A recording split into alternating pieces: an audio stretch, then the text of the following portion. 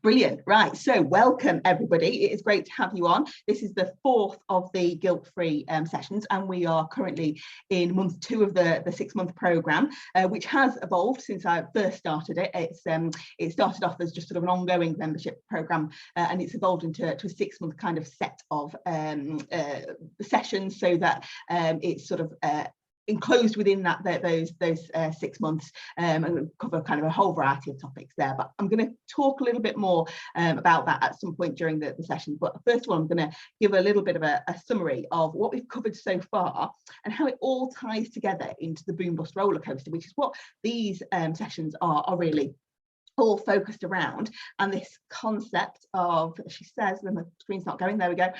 So this concept of the boom bust roller coaster and the framework that I've created in order to put all of this into this context and give it, tie it all together so you can see how it kind of all fits. And so the first session, we looked at what's keeping me in cycles of boom and bust. We really introduced that boom bust roller coaster and explored how you experience it and what the knock-on impacts of being in it are. We dived into the causes and how that perpetuates the cycle, and what perpetuates the cycle, recognizing your own triggers so you can stop it in its tracks and even work towards preventing it from getting to the unhelpful and frustrating symptoms of bust. So that's the boom bust cycle that we were talking about. So the sort of this experience of having those really great days where it's all going to plan, lots of productivity, helping lots of people, spinning lots of plates, which then eventually tips over into those really unhelpful symptoms: frantically firefighting, struggling to sleep, unable to think clearly, feeling easily irritated, feeling hopeless, and seriously considering throwing the towel in. So we really dived into that in the first session. And then in the second session, we kind of looked at part of the nature of the boom bust roller coaster is that it's about the ups and downs in our energy levels too. One moment you're full of high energy and drive, and it fuels you to keep putting lots into all that you're doing. So you achieve lots, you're on a roll and you're keeping all those balls in the air. But sooner or later, you end up feeling overwhelmed by all that's on your plate, frantically flitting from task to task, questioning where to start or what to do for the best. So you get frustrated, drained, and feel desperately in need of a break. So in session 2, we investigated how you're currently spending your energy, which activities sap your energy and which ones boost you. We explored the in-between bits and why some activities sometimes drain you, whilst other times they leave you feeling restored and refreshed or buzzing with energy.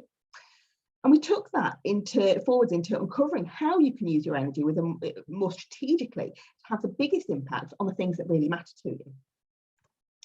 And then in June, we've moved on to imposter syndrome, and that's where we are at today. But so this imposter syndrome focuses really on the left-hand side of the roller coaster, and actually the things that kind of lead us and drive us into getting into these cycles. So we're working over in the sort of causes and the drivers that fuel the cycle.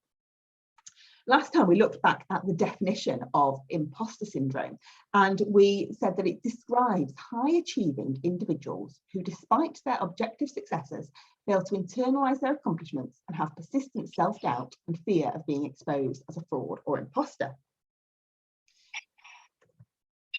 We then took that in to look at the 5 different types that come under the imposter syndrome that have been identified. And the perfectionist likes to dot all the I's and cross all the T's, and anything less than perfect just won't do. The soloist likes to do it all themselves. They struggle to delegate and don't feel able to take any credit for their achievement if someone else has put in any input. The expert feels like they need to know it all and have all the answers before they can get started. The natural genius has a history of things coming to them very easily, and so can hold off trying something new for fear they won't be good at it. And then the superwoman or superman tries to do everything. They have lots of different roles and demands on them, and they have to do it not just to a good enough standard, but to their best in order to feel like they've done enough.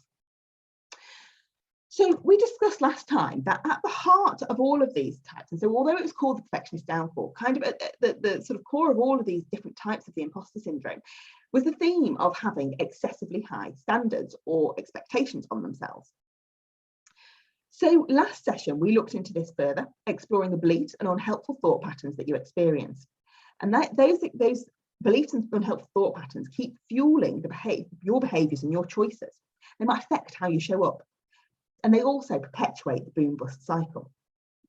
They might come in form of things like feeling like you're not doing enough, feeling like you're letting someone down, worry about what might happen or what someone might think of you. So we explored those beliefs and thought patterns and how you can change those around.